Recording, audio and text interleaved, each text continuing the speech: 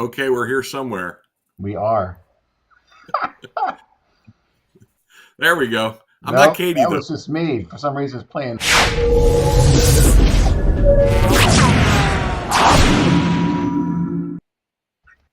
We're just having fun tonight. No, we haven't been drinking because of Nope, the we Phillies. haven't. So I'm going to put you guys on this one, and we're going to get rid of that one. This is fantastic. At least you didn't have it under my. Well, I don't see myself, so. Yep. There's Bill. Ta-da! Let me get rid of me, and I'm going to put you in there, Dave. Nah, you don't need to put me up. Everybody knows they can hear my voice. I'm good. No. We don't There it want to is. scare your children I'll work away. behind the scenes. So we want to welcome everybody to our 11th episode of Photo Booth Magazine. We have some special guests tonight, which I appreciate you guys stepping in last minute. And, we've had a lot of conversations in the groups lately about printers and media and who, what, where, and why. And, I figured we bring in some of the gurus from the industry to kind of help lay out and answer some questions and see what's going on. Unfortunately, they weren't available, so I got Bill and Steve from Imaging Spectrum. Ouch! That's going to a mark. But they know they both know that I love them very much. They are huge supporters of our photo booth industry. I'm very honored that you guys would take your time tonight to watch, not watch the Houston Astros lose to the Phillies, being a detective team and all that. So, but thank you. So Art's in the background running the show tonight. So we're all here. So why don't you guys tell us a little bit about each of yourselves? Steve, you go first. And tell us what you do. Gotcha. So I'm the guy in the group that's a little left of center, but I use humor to counter beat that a little bit. But no, I'm an industry vet. I've been in the industry for 35 years. Spent the first 16 years working for Kodak, and I was a film expert. And when that died, I had to pick up digital, and I've got just celebrated my 16th year at Imaging Spectrum. And the other half of my career has been digital, and I love it. It's fantastic. My role is key account management, network guy, sales, a little bit of everything. And I got to give props to where I'm at. Let me see if I can get this in here. That's the coffee cup from the Cattleman's Cafe in Blue Ridge, Texas, population 1,000 people. And I'm having a cappuccino, Dave. I'm not drinking, okay? That's great. All right. Gotcha. All right. So now in our lower, since we've changed our screen, we've got Art back. We've got Mr. Bill Vahrenkamp. Bill, tell us a little bit about yourself. I mean, I know a lot about you because you're kind of my godfather to this industry. So, Well, just a little bit of my background, and Steve mentioned this, but he has a bachelor's degree in photography, as do I. I've shot weddings for 40 years. I actually shot my first wedding in 1982, and been shooting them ever since, and been doing events since 1985, and that was peel apart Polaroids, not the integral Polaroids, the ones that peel apart because they were much higher quality. And then when digital happened, I had my first digital camera and digital printer in 95. It was a Sony system, and been doing it ever since. My wife and I have had our photo booth for 13 years this month. So it was something that we added on to our wedding photography and our event photography. And, I've had a ball with it. I just love, doing this kind of stuff. It's all I've wanted to do for a long time. So, yeah. It's great when you can do what you love. Yeah, really so my wife and I have our photography company, Albertex Photo, but I'm also head of tech support for Imaging Spectrum. So I have two jobs. So my wife and I don't have any kids, so we say we take our company out on the weekends. So. There you go. There you go. So for anybody who doesn't know, I head up the Photo Booth Network, which some of you are probably watching on this evening. But when I got into this industry, Bill spent probably a good 4 or 5 hours explaining digital printers to me and what a die sub printer does, and helped me make my first choice, which was a DNP RX1, which when I finally sold it off, I had close to, I want to say 350,000 prints off of that printer when I sold it, and it's still running to the person I sold it to. So, needless to say, it's a solid product. And speaking of products, obviously everybody's experienced issues with media going on right now and printers and all this stuff. So I wanted to kind of bring in, some experts, like I said, with Steve and Bill, to kind of discuss, printers a little bit, media a little bit, and supply chain things that are going on in the industry from, your point of view, what you're seeing, and, is there is there a light at the end of the tunnel, or is the tunnel still stretched out? So that's kind of one of the goals of tonight's conversation. And, maybe Bill can share some tidbits of troubleshooting that, some common things that he gets asked a lot or he sees in the group. Because I'm amazed, even though Bill's at events, I see him answer questions literally right after. I think he's got our group linked, that when there's a question in either the photo booth community or, the photo booth network, Bill's phone vibrates when it says anything printer. I think he's got keywords listed. It just vibrates. Oddly enough, I don't. And this past Saturday, and I posted a photo on the network.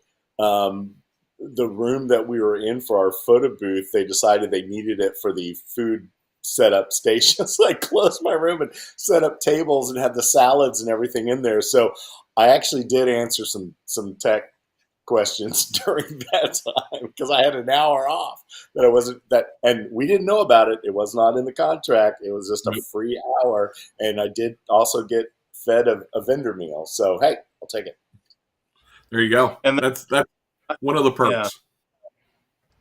That's one of my favorite things in my job. I think of a few really cool stories. One is our network is very vast, right? And we're very much friendly competitors with a lot of people. And I think one of my favorites is I had a customer using Darkroom, but they were also using PicPic Social. And I remember texting Shay from PicPic, and he was on an airplane answering me at like 10 at night.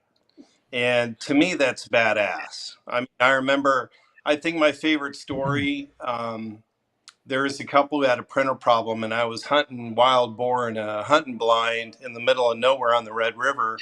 And I got this text, and they were having a printer problem, and it was like 10 at night. And I helped them get up and running, and I was pig hunting. Mm-hmm. And I had nothing to do but sit there in the dead night and it was awesome. It's like when you're into supporting your customers, I love it. And, the value added part of our company, I wouldn't trade for a thing. It's not a name and number, give me your money, here's a box type company. And there's so many stories like that. Builders texting me at odd hours, and we can't, the thing that makes it tough is we can't always fix everything at 24/7. And there's just some things you can't fix, but you try, right?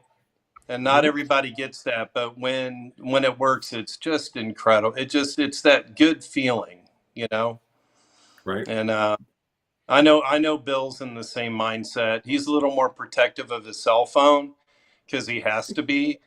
Because if he gave it out like I gave out mine, he wouldn't have any free time. But I have to say, for the people I give my Oh, phone my to, wife would kill me. yeah, but for the people I give it out to, they're very respectful and they don't blow it up. They're very respectful, and we do try. So yeah. Yeah, So, Steve's cell phone number, by the way, is 214-267. hit mute. Wait, 7789182. I'll just finish it. 867-5309. That was the number There I we was go. looking for. Jenny. If I'm out and I got a bass on the line and fishing's hot, I'm not going to call you back. I'm sorry. There you go. Yeah.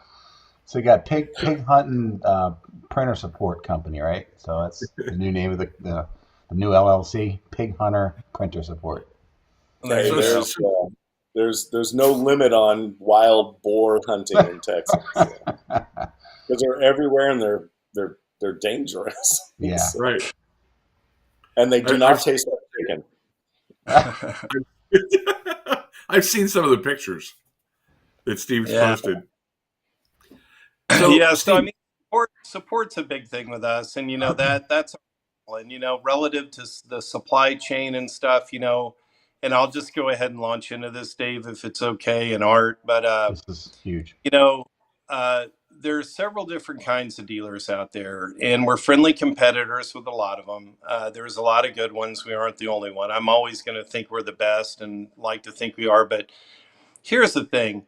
There's a lot of new people that come into the industry every day. There's a ton of booths being sold. And one of the things that amazes me is when I get a call from someone, they've got a brand new booth and they've got 5 jobs lined up. They have a printer, and then they find out there's a shortage of supply for the first time. Like, they have no clue. Or you have people who bought a booth 2 years ago and every single box that they ever bought was on Amazon. They don't have a relationship with a dealer. They don't know anyone. And then they can't get it, or they notice that their box they used to pay $120 a box for is now $250 on Amazon. It's crazy. And my advice is be a name and share your business with the company you're buying from. Get to know them. It's not easy all the time because a lot of times people on the phone, they have phones coming in, boom, boom, boom, boom, boom.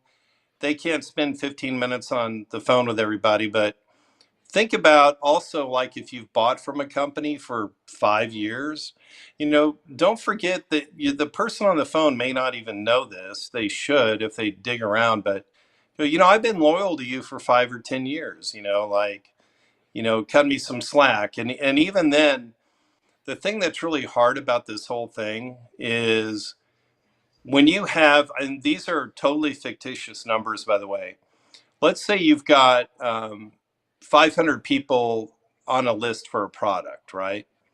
And the manufacturer only sends you 100. That's a tough seat to be in, right? Like, you can work your way like you can go from the oldest date to the newest and go, okay, this is the oldest one. But in between that, you have people that some of these people you don't know. For all you know, you're bailing out a competitor by selling them a box of paper. Yeah. You also have that because there's opportunists who go, man, I need 10 boxes. And then we catch them online selling them for twice what we sold them for. I mean, this is not an easy process, people. And it's not a matter of dates and numbers. I'm sorry. I mean, we really value our customers and we love them, but it's not easy. And, those are just a few data points that, you realize how difficult it is, Yeah. in the business. But Lou just asked, how do you get on the list? And, I think it's really important to talk about, like, building a relationship versus the Amazon. You've got your customer support, and then you see each other at the shows too. So, it goes without saying that getting on the list and developing a relationship with you is very important, because that does help, right? When there is issues going yeah, on in supply chain, you get noticed for that and rewarded for that. well, and here's the thing. I think some people may think, well, only the big customers get the product, and that's not true at all. We're just as motivated to help somebody that says, "Hey, I bought a booth from, let's say, Moby Booth or Photo Booth International or ATA or whatever, and they're brand new to the industry." That's a very valuable connection. I Mhm. don't care if it's one box. We want that first relationship. We want to have them realize the value added services we bring and everything. And, it's not a big and small game. It really is about trying to help people and responding from the heart.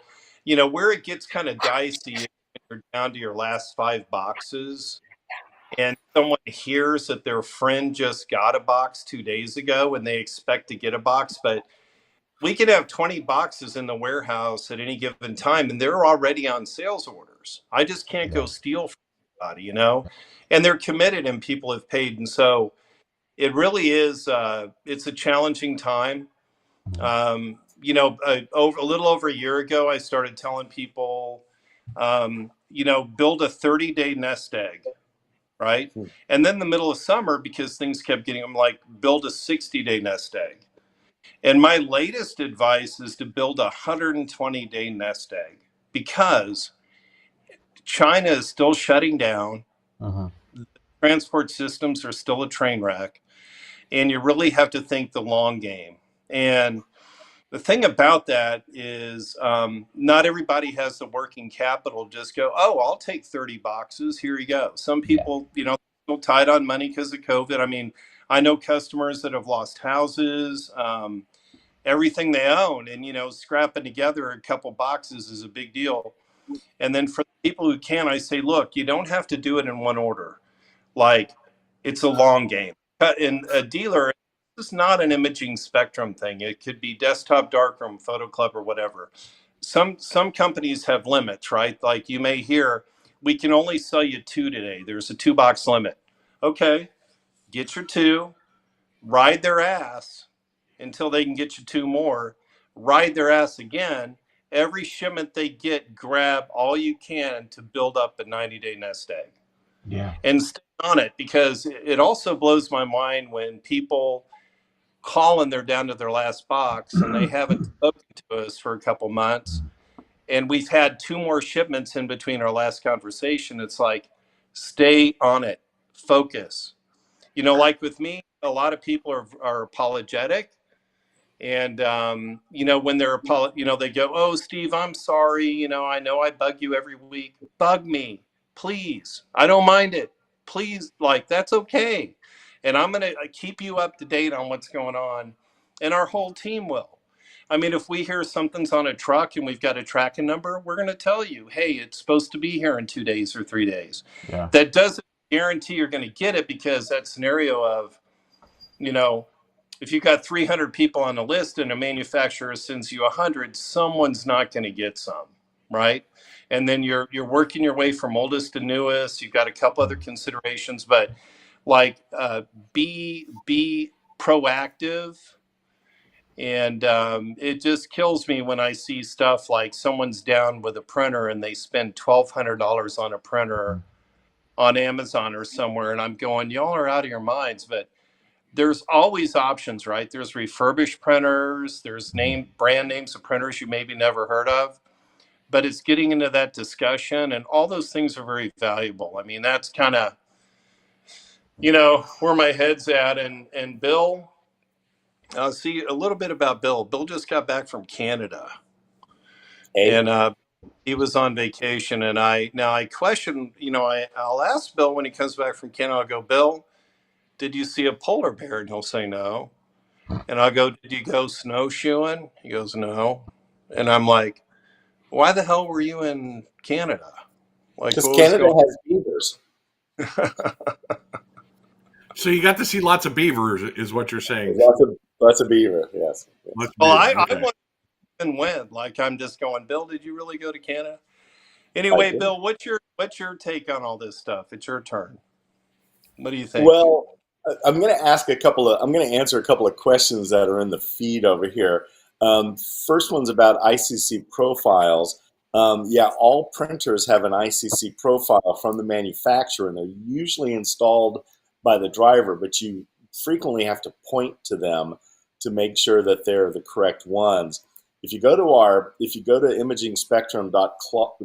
imagingspectrum.com and click on our blog and put in like ICC and especially post from me, you'll be able to get some of those answers that you need for ICC profiles. And also, and always, and I also have a blog post, because one of the questions is, how do you get the print to look close to digital? And I actually have a blog post that's called The Color of Money, and color is spelled with like the British way, COLOUR. And it's important because what most people don't realize, your printer may be more accurate than your $100 monitor. So, and I talk about that in my blog posts about color and things like that. Let's see, there's one other question. Shelf life on media. Just to let you know, I've used 7-year-old DISA media and it's fine. The key is don't leave it outside in the heat for years. That will ruin it. Also, if you leave it in the cold in the winter, it doesn't really hurt it, but you do need to warm it up before you use it, or it'll snap the ribbons. And as far as the heat, remember, these things come over on a boat, and then sit in a warehouse, and then sit in a truck, and then go to the manufacturer, and then they get on another truck to us, and then another truck to you. So the heat doesn't really bother them for years in the heat, especially in the humidity. Those colors can actually bleed over the ribbon. But again, as far as shelf life, it'll last a really long time as long as you just keep it indoors. That's really the key to it.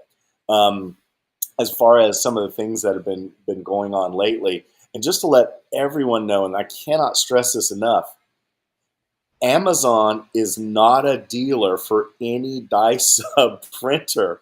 You're still getting it from a dealer that sells on Amazon. You are so much better contacting the dealer and getting a relationship with the dealer. Because trust me, Amazon does not care about you. They really don't. However, good dealers do care about their customers. So just bear that in mind. And part of and some of the things that we've seen a couple of times that people either called us or on the network or the community and places like that, people have these weird issues with their media. And then, finally I asked, where did you get it from? Well, I bought it on eBay, or I ordered it from Europe or something like that. A couple of things to remember. Someone not too long ago bought RX1 media, not RX1 HS media, the old media, because someone had a partial roll or partial box or something, bought it, and they put it in their RX1 HS. RX1 HSs cannot read RX1 media. So whatever they paid for it, they wasted that money because they just found something that they thought would work and they bought it. Someone, this has happened a couple of times also, again, people have bought from China or Europe or something. A lot of DISA manufacturers have specific settings in the printers to only work. So media from North America and South America only work in printers from North America and South America. So you can't always get stuff from wherever and it work in your printer. So again, be careful, because if you're bringing stuff overseas, you're probably going to pay a lot for that shipping. And if it doesn't work, you're out of luck. They're not going to take it back. They're not going to care. So again, we know there's supply chain issues, and we hate that there's supply chain issues, especially with Christmas time coming and all the, Santa photos and events and photo booths and everything else that's coming up. It's going to be tough this year. It really is. So again, just be careful where you buy stuff from. Yeah, one of the One questions is how do you get on the list? I'm sorry? One of the questions that somebody asked, it was obviously Rex was chiming in, wanted just a little more about how do you get on the list. Sorry. Rex, call us. Yeah, we've got. Rex, you got my cell phone number. But for everybody else, here's the thing. I don't want this to be only about us, because I really want to help people regardless of where you are, who you bought from, what your relationship is. Different companies do it different ways. So some websites, you just simply click on notify me when it's available. And you click a button, you put your name and number and email or whatever on their website. Uh-huh. You don't talk to a soul. No one's going to talk to you about it or whatever. You go on and you do it that way. Then when your name comes up on the list, you get a call, or in some cases pay ahead of time. They just ship it to you. And at Imaging Spectrum, we do it a little differently. Like, you call and a customer service rep will answer. They'll get you on the list. And then, like I said, my recommendation is don't go silent. Like, check in regularly, and keep on top of what's going on. And one of the things that's important too, there's people who get on the list that, quite frankly, have enough media last them 2 months anyway, and they're buying ahead. And there's other people who have a job in 10 days and they're sunk. And we want to help everybody. We really do. We can't do that all the time, but express that to wherever you're buying from, because people, I hope, like, they have a heart, they're listening, they care. And because it's everybody who orders, it's not an emergency. It's not. And some of those people are just staying on it to stock up, and that's great. We encourage that. Like I said, 120 days ahead. And some of this tends to be a little bit unique to the product line, right? Like, we know DS40 papers made domestically. So for the old timers that have DS40s, they've never had a problem. They might be without media for 2 days because the shipment's late. But for the rest of us, it really is a roller coaster ride, and it's crazy. And that's why what's that? No. Dave? No, I was just going to say. So really, what you're saying is reinvest in your infrastructure for, Yeah. Instead of taking that little extra profit, from a month's worth of jobs, take that, put it back in, and get yourself some media, Uh-huh. so you can kind of be ahead of the game, and not Yes. behind the game. Yeah. Yeah. And that's where staying on top of things and not I guess, and Bill knows what this like too. We get a random phone call from someone we've never heard of, say Jim Smith in Provo, Utah, if there is such a person there. But he calls and he's like, "Man, this Utah market's blown up. I've got 15 gigs in the next 2 weeks, and I just used up my last box of media." And I'm going, "Oh my goodness." And I said, "Well, unfortunately, you probably won't have any for a few weeks." But here's another thing too, and I want to point this out. People are very resistant. Certain kinds of customers are very resistant to be creative. What does that mean? Okay, we could say, well, we don't have 4x6, but we have 5x7. Well, especially this time of year during the holidays, like, people have extra money to spend. You can upsell your 5x7, get some extra cash flow out of supplying 5x7 instead of your 2x6 strips, and do a beautiful picture with a beautiful template. People, it's amazing how many people will say, "Oh, we only do 2x6 strips." Okay, well, kind of what happened to revenue streams from upselling, right? I mean, what happened to that? It's like, and you try to tell them, or you say, there's a couple different kinds of customers. So we could have a customer that has 50 printers, right? They're a really big company.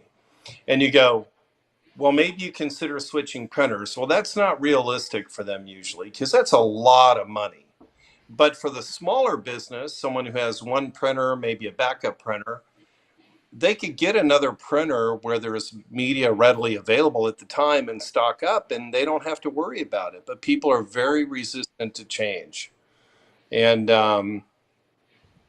call imaging. Oh, that must be Laura. What's up, Laura? Yeah, I wonder, Bill, you think that's Laura? I'm not sure. Yeah. So anyway, you understand what I'm saying. Yeah, and something to go along with what Steve said on the other size media. Tanya and I love to upgrade people to the square prints. So 5x7 can, on almost all the printers, except for the ASK 300, can do square prints. So 5x5 and with 5x7 and 6x6 on the 6x8. And it's a hell of an upgrade, and it's not that much more expensive. And some of the printers do have those other sizes available. So do bear that in mind when you have a problem. So, Well, and people love that in what they call Instagram format of square. Yeah. And you know who does a killer job with templates is Cherie Irwin, and she makes these gorgeous 5x5 and 6x6 templates.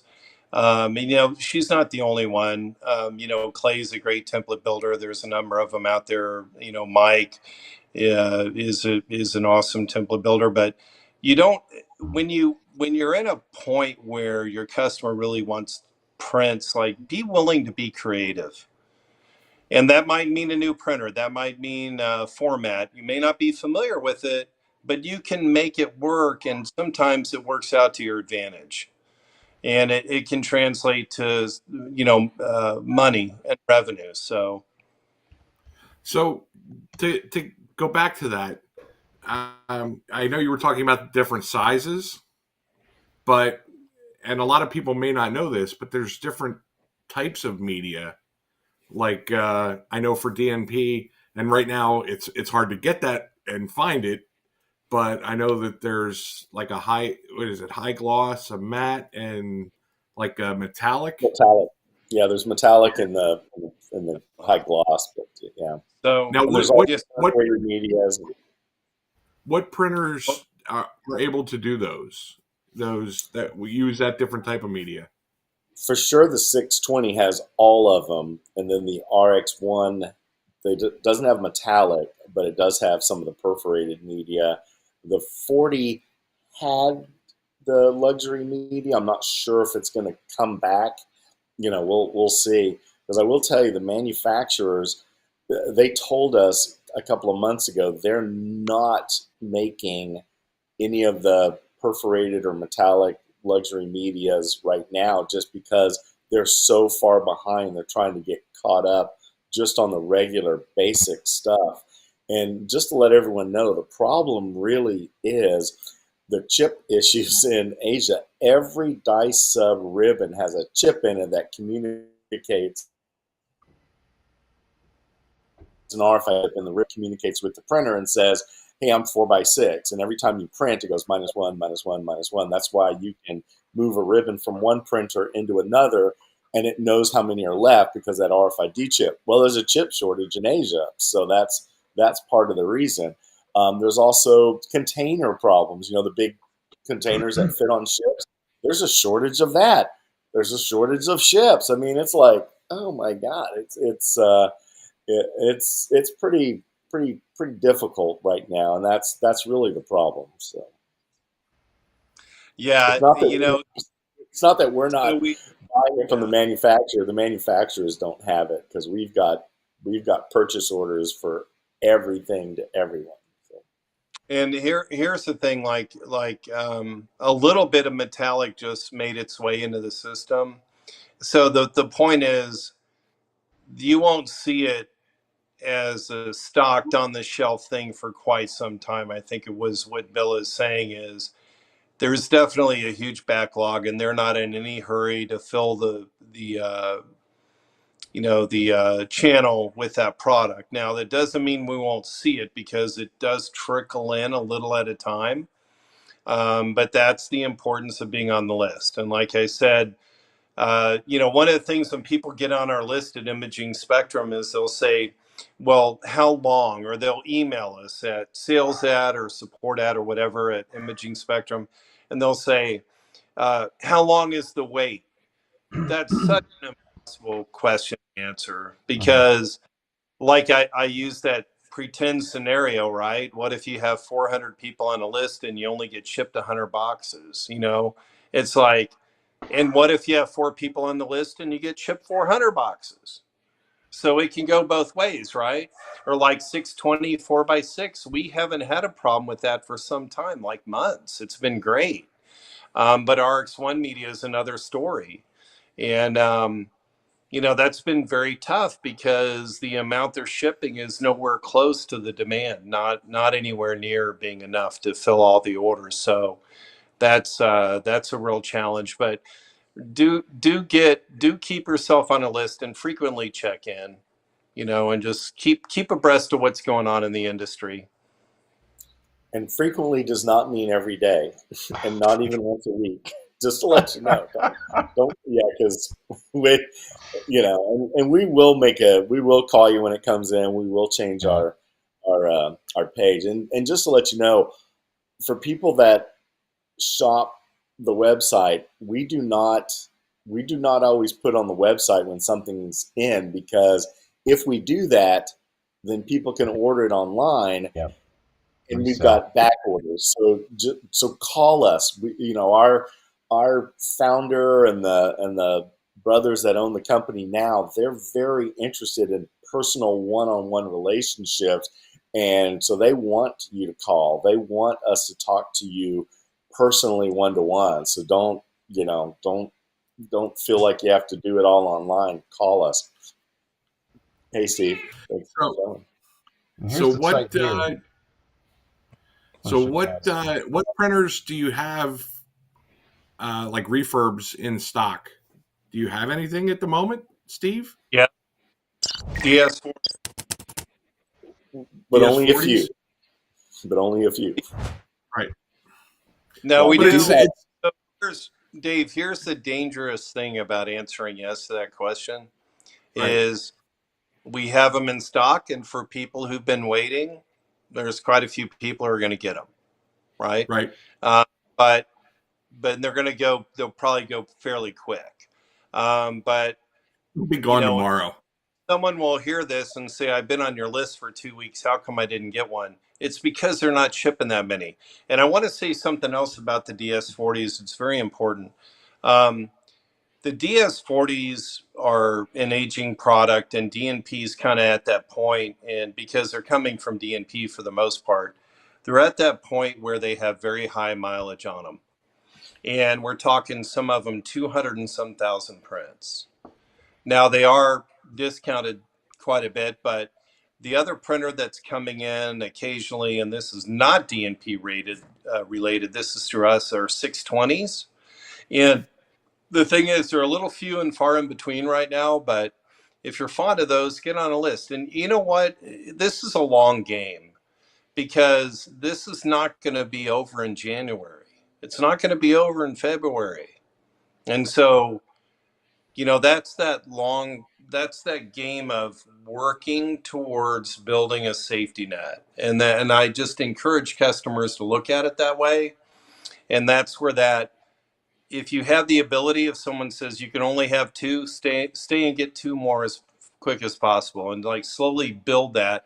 And the same thing with printers too. And there's a lot of people, let's say you've got 5 booths, right, and you have 5 printers and they're all booked and one breaks. you know Prepare for that. Get yourself and refurbished printers are perfect for that because you're not going to use them all the time. They're backups while your other printer is prepared or whatever. But have a couple in the closet. That's the thing. And take that advice because it's nice to not be stressed, right? You know that you've got your backups in place, you've planned ahead, and it's a long-term game. I don't see this being, I think it was last October or something. I think one of the manufacturers like, oh, well, this is probably going to be over in January. No, no, no, no. Things aren't back to normal in January. And here we are in November, still talking about it. It's not very good. So I just don't see it being fixed anytime soon. What Yeah. about the? Oh, I was gonna say the ones that people have sitting in their closet now that might need to be repaired. We know that there's shortage on certain types of media. What about parts? If I my printer back to the manufacturer, regardless of the warranty, is there any? You guys see any issues or delays that are happening with that type of service? Bill? Well, I don't. No one had. I've not heard. Yeah, I've not heard anything from anyone, manufacturers or people that have called or sent in, that there's a shortage on parts to repair printers. I'm not saying there's not. I've just not heard of any. But I Okay. will tell you where there's shortages. Some of the ribbon holders and like people that have RX1s that have lost or broken their spools. Not that they might have media, but the spools have been on back order. The paper spools have been on back order for quite a while on the RX1. All of our demo printers at Imaging Spectrum do not have spools, nor do the 620s have paper spools or ribbon carriages, because we've sold them to customers that Hmm. lost them, broke them, threw them away. I'm shocked how many people call and their employees at the end of the event throw the paper because it's low, throw Yeah. the paper out with the spools. It's a scary number. So if you do have employees, let them know, don't throw away the spools. I actually had that happen. I had one of my staff threw out the little black things because they thought that it was all one part, and then they're looking through the box and didn't see it and Oh, didn't realize, Yeah, oh, it I does. guess It I does need. happen. Yeah. So to answer your Now, question, yeah, to finish answering the question about parts, as far as I know, there's not a shortage on parts, but best thing someone can do is call the manufacturer. Don't yep. call your dealer. Call the manufacturer Yeah. and tell them what the problem is, and they'll give you information on what to do, how to get it repaired, and things like that. So Yeah. There was another question that came up. Your guys' thoughts of what's the likelihood of printer manufacturers start including wireless receivers in the printers? 0, Yeah. and I will tell you why. The majority of die-sub printers aren't used in photo booths. They're used in kiosks, like printer kiosks. They are not going to put, I doubt there's any plans anytime soon to put it built into the printers. I just don't see it happening. so So a little bit about a passionate topic that is very dear to my heart. So this has been a request that's been in place for years and years. When can I have a wireless printer? And there's been talk about it with manufacturers where they've looked at doing it, like having a wireless control module built into the body. And I don't know exactly why that's so hard for them to grasp, but one of the things about printing is anytime you can be wired, stay wired. I mean, I think, we're spoiled as consumers, right? Whether it's a TV remote or Bluetooth headset, we love wireless, right? I mean, in our lights in our house, like whatever it is, we're in a wireless world and we think, oh, I just would love to have a wireless printer. And wireless, in a lot of respects, is still a little bit of a liability because you can have interference and other sets of issues, longer printing times. And so I'm always going to say if you could stay wired, wire. But wireless is pretty cool. I think also because the technology changes so quickly, whatever you would put in a printer today, you're going to want something different in a few years. I mean, Yeah. look at like the difference between a WCM and an Aircast Pro or Mm-hmm. Aircanov. It's like you have different kinds of devices plugging in at different, different scenarios, a lot of different scenarios. But if you can stay wired, stay wired. Don't go wireless because you think it's cool or easier. It's not. But in the case, and I'll just bring this up, iPad Boost, for example. One of the things we've had to do with Darkroom for iPad is test a lot of products because not all iPad software companies are big on supporting printing. But I know like Curator, Snappic, Mobi, Darkroom for iPad, we're really big on supporting printing with our software. And when it's supported and it's tested, you can say to a customer without a doubt that you have a solution for them that can be wireless, and that's a beautiful thing when it's reliable. But there's still chances of interference and things happening and Mm-hmm. different oddballs. But if you're going to go that route, definitely pick a software company that can send you directions on how to connect wirelessly and a good set of instructions on how to do that. And it's unbelievable how many people will just call and someone told them something and they buy something and want to return it because it's like they don't even have the right program, because whatever program they're using, they call them and they're not really helping them print. And it's very important to choose wisely when Mhm. it comes to the thing. But yeah, I wish they would, man. I've been hounding the manufacturers to go put a built-in wireless capability for a long time. I, especially with what we're going through, I don't see that being anything happening soon. And to Bill's point, I think that would be a while down the road. So Yeah, Yeah. I've got a couple $100 Epson You froze.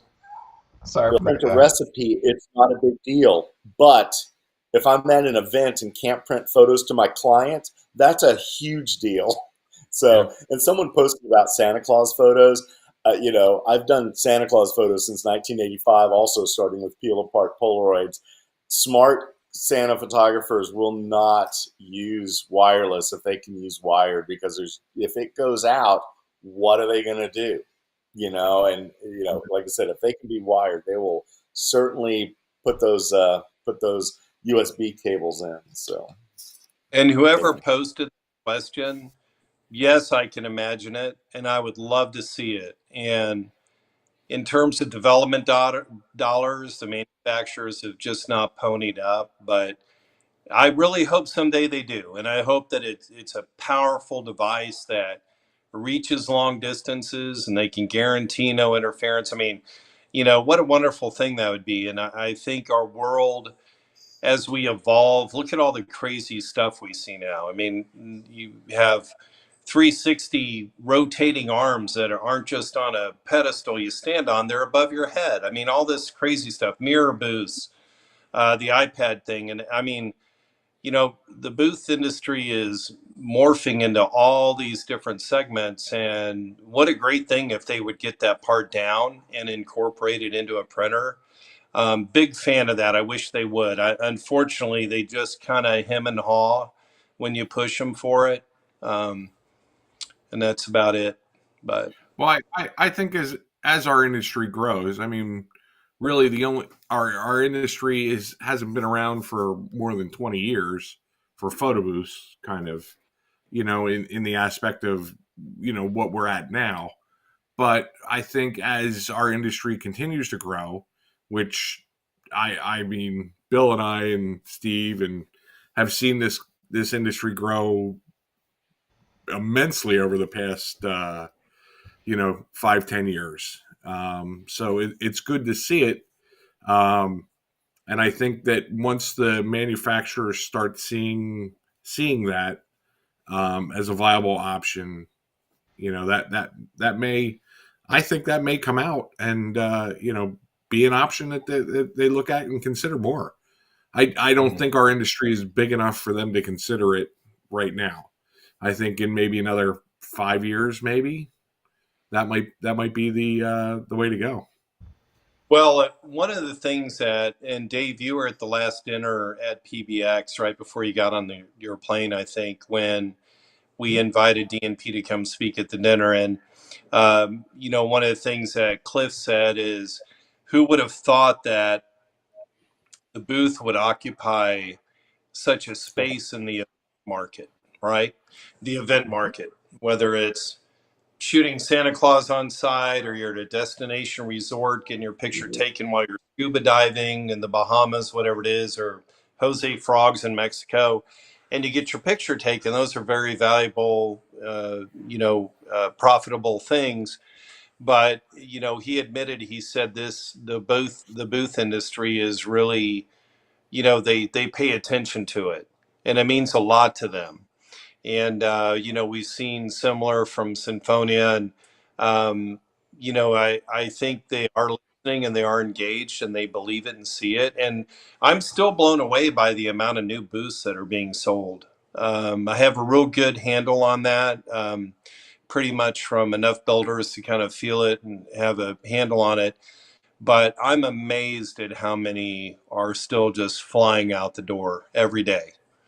And whether it's a DSLR or iPad, it doesn't matter. They're both doing well. And there are still people just jumping into the industry, and it keeps growing. That's a crazy thing. But that's I think the key. Go ahead, Bill. Sorry, just to answer a question earlier about availability and everything, and I don't remember what it says on our website. It may say we have them in stock, but we do have the DNP QW410 in stock, new. That's the cube, the little small printer. Just a couple things to bear in mind. It's much slower than other printers. It doesn't hold as much, but it is tiny. It's easy to run off a battery because it is so tiny. It's very portable because, again, it's so tiny.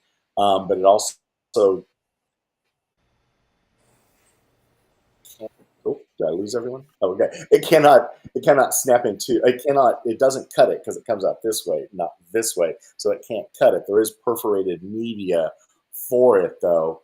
But anyway, so the QW410 is available right now. Okay, we do have it as available on our website, and there is media for it. There's the 4x6 and the 4.5x8, and of course the 4.5x8 can also do 4.5x4.5, so you can do square prints with it. You can also cut 2-inch strips with it. So on a 4x6, you can do 3 2x4s, which is kind of an interesting size, but just letting you know you can. You can also cut the 4.5x8. Also, this is kind of an announcement I just heard today. We are going to be taking pre-orders for the Hiti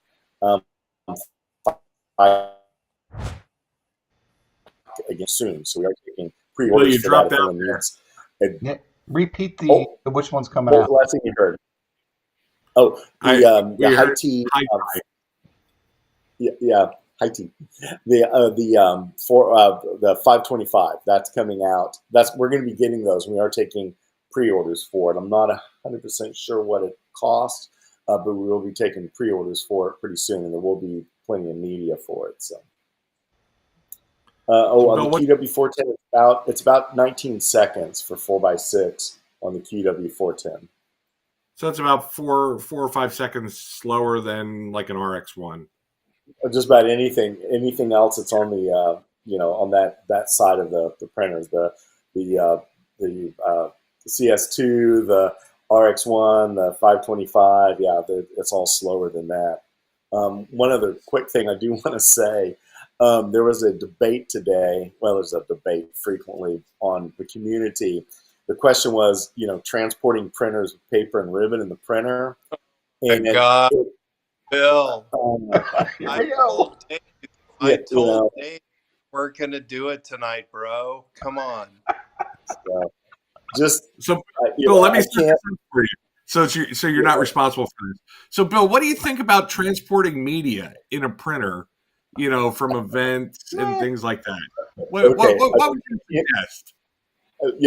I will tell you, as someone that remembers when 8x10 die-sub printers were $7,000, trust me, you did not transport those puppies with paper and ribbon in the printer, and that was sheet-fed. The Kodak printers actually had these, you had to take the paper and ribbon out, and you actually put these pins in to lock the print head so the print head didn't bounce around. And again, these were like $5,000, $6,000, $7,000 printers. This is 25 years ago. So quite frankly, I've always been in the habit of not transporting my printers with paper and ribbon in the printers. And all the manufacturers have always said that. I mean, they should know they make the printers. And, I have 2 analogies that I use when people like to debate me about transport, and I'll use the clean one. It's kind of like saying, I've been riding around in my car without a seatbelt for years. It's fine to go without a seatbelt. Well, it's fine until you fly out the windshield. Same thing with transporting your printer with paper and ribbon in it. It does not happen every time. But when it does, you have a serious issue. And I'll tell you what causes it.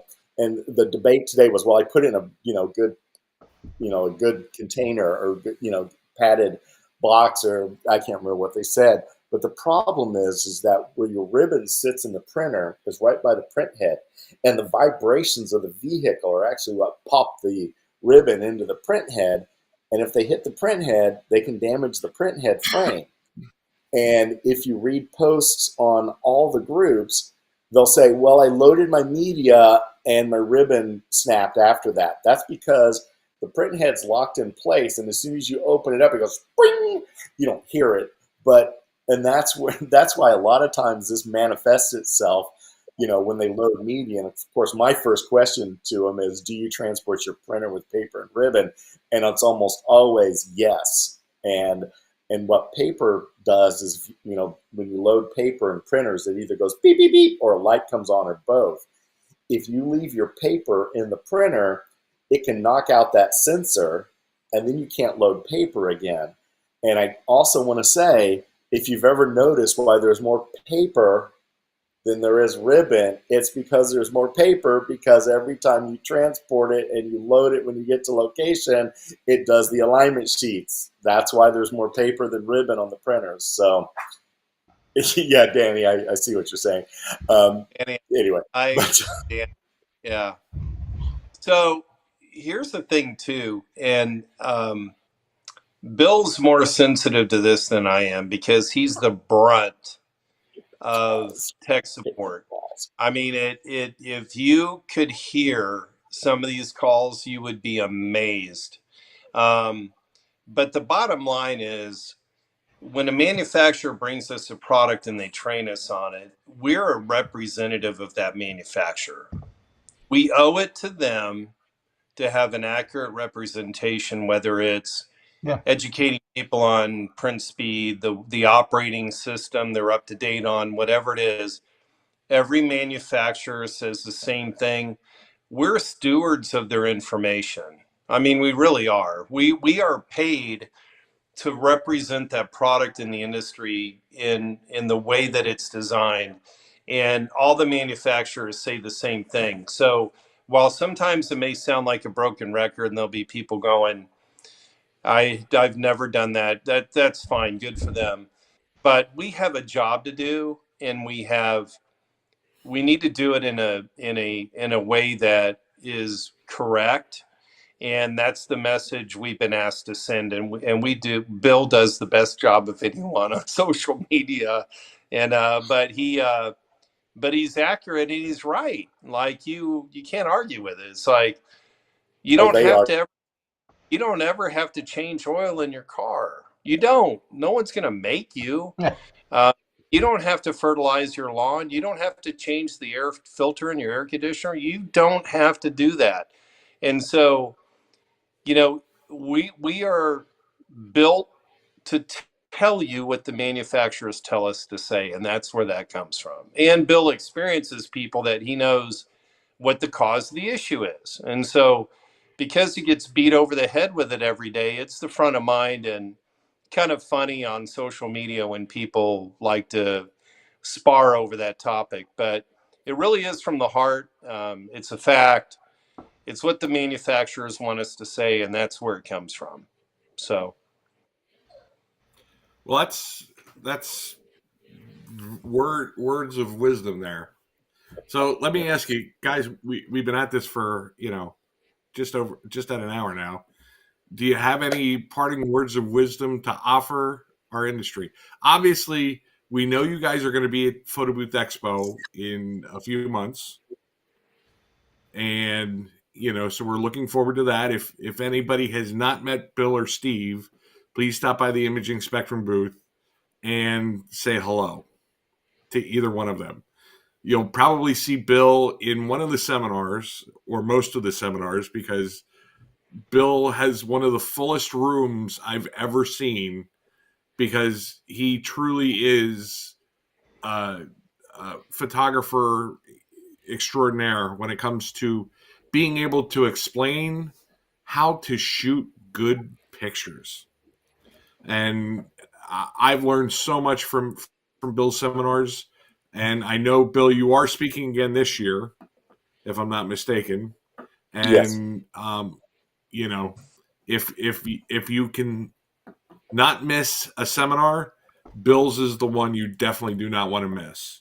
You know, because Bill, you said you've been shooting for how many years? 40 years of weddings this year. So that's a lot of experience, and Bill really can share with you how to, get that good shot. I mean, even though some of our members just use iPads or but we do have some that use cameras. I mean, most of my booths I use the DSLR cameras and the mirrorless cameras, and you know I've learned so many little nuggets throughout the years just listening to Bill. Adjusting the flash, just turning a flash a quarter degree turn sometimes makes a huge difference in the amount of exposure and everything that you see. So I just want to say, pass that along because I know, like I said, Bill's one of the main speakers that has been presenting since day one of the Photo Booth Expo. So, and Steve, yeah. Steve, you're always there for advice. Well, I'm the goofy, bald, tall guy that Hey, kind of I'm hangs out. bald. Well, you're not, Yeah, I'm but not as tall as you. the thing is, I think with Bill and I, our heart's in the right place. Our passion is driven by our customers, and one of the things I would say, even if you have an iPad, understanding light fall off on a ring light, it doesn't matter what it is. Let's look at what a booth owner is. They're a professional image maker. They make images, and that's their job. And there's no plug and play idiot proof system. And, I think one of the most impressive things I've seen as of late with iPads is Brandon Wong did one for Photo Booth Supply Co. talking about how to manage your light on a ring light. And, I think that regardless of what you're using, everybody has a wide variety of tools. Could be a 360, doesn't matter what it is. You're all image makers, professional image makers, paid a professional wage to turn over a professional product. You've got to know how it works.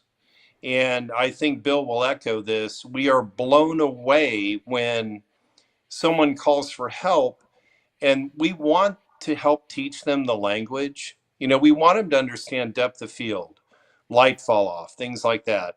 And it's amazed at how many people get in the industry and really do need some help and coaching, and they need help on that side. And I can't say enough for things like PBX. And Dave, you had one of the most rockin' educational formats in recent memory, PBPI. And what a great program that was, having a small, 200 people focused with the best of class, learning, and gaining knowledge about how to put their best foot forward in the business and the industry. And I'm really jazzed on what photo booth marketing is doing. We recently got, we've met Ursula and stuff, and gosh, what an incredible team that is, working to further that educational component. And I think there's been people who've had workshops, stuff like that. I can't say enough for taking the time when you go to a show to go to those technical classes. And I'm not just talking about learning what buttons to push on some software, but really anytime you can grab some time with someone like Bill, soak up that knowledge, understand what it's like, understand what it takes to manage that technology. And that, I can't say enough about that. And the reason I say it is because the amount of people I talk to every day, and the stuff that they come at, and some people have been doing this a while. These aren't necessarily people who are brand new, but they've been doing it for a year. And some of the things they ask, I'm like, wow, they need to take a class. They really do. They need to learn how to make a good professional image. And anytime you can get with someone like Bill, or anyone with that kind of knowledge, it's really a blessing. So, someone asked. Oh, Go sorry. ahead, Bill. Someone asked a question about connecting printer via USB to iPad server. You didn't tell us what kind of server you had, so I can't really answer that question. But if you want to send me a private message, on Facebook, I can. I just need more information because again, server is relative. Because Anyway, so I can't really answer your question. But I do want to say one of the reasons why I'm always willing to help people, whether or not they're customers of Imaging Spectrum, is it's good for the industry.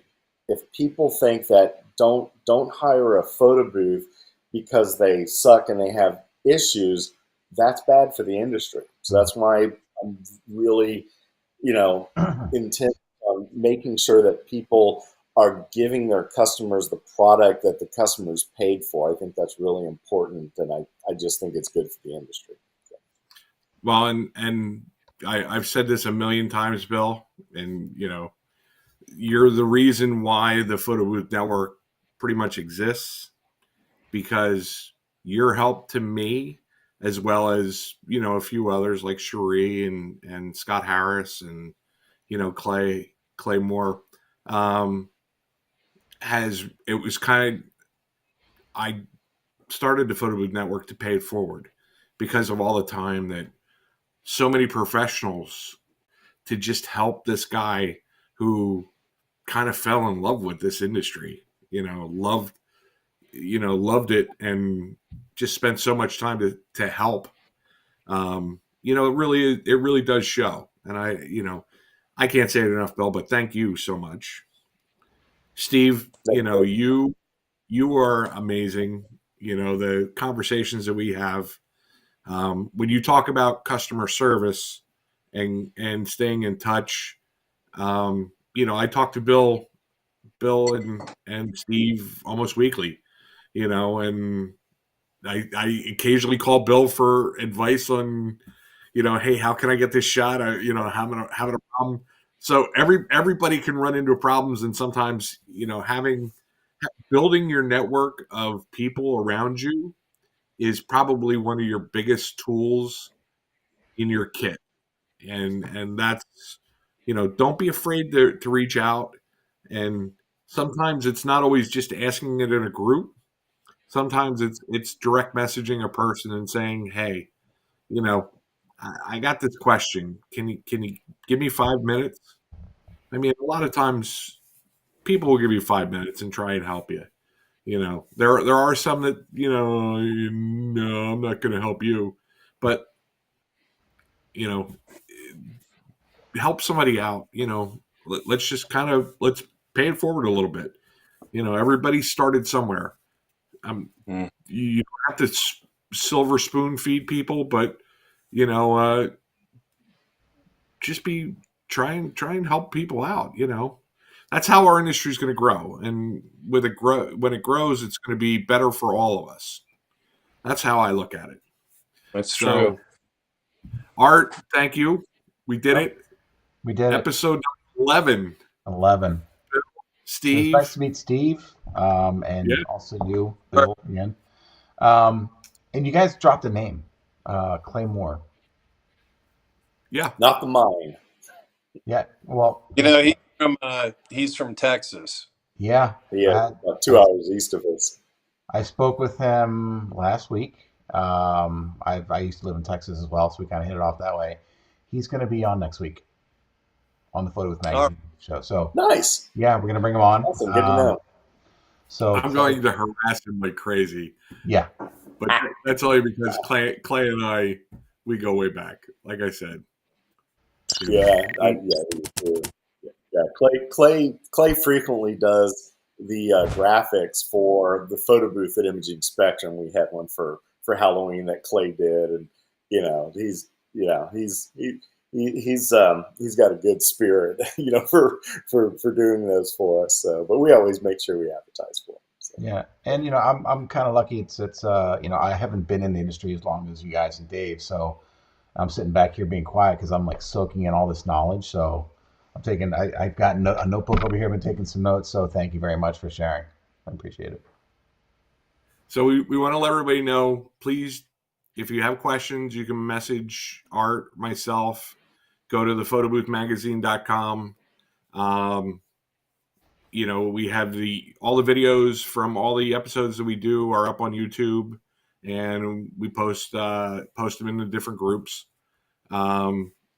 If you are in need of media or printers or, looking for that, Imaging Spectrum, is a great resource. They're one of the industry leaders. And I know, Steve, you don't want to focus on that, but truly you are one of the main companies that have really helped this industry and invested back into the industry to really help it grow. So I appreciate all you guys have done. And I'm honored that you guys helped us out tonight. Thank you. And I want to say a couple words about our whole team, because we have one of the larger, I think, image professional staffs on the sales and support side in the industry with the channel. And it's not just us. I mean, honestly, if everyone in the whole network called Bill and I, it'd be tough to get back to everybody. But Laura is a key integral part of our team, and she's actually a booth owner as well. And a couple things that Bill and Laura can bring to the table is they own photo booths. I don't own a booth.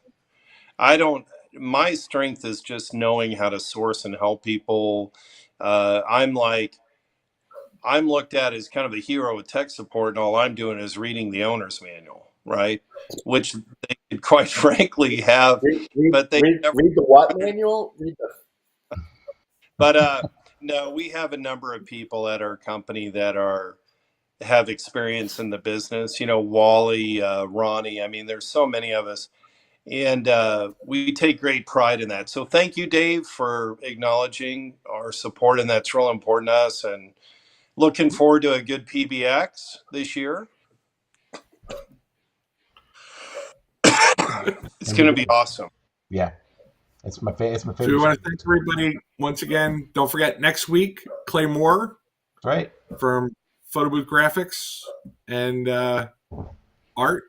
That's it. I think that's it, man. We did it. Thank you, everybody. See you guys next week. And any other questions that were asked in the Facebook group or on the feed here, we'll get back to those. So if we didn't get to something, we apologize, but we'll see you guys next week.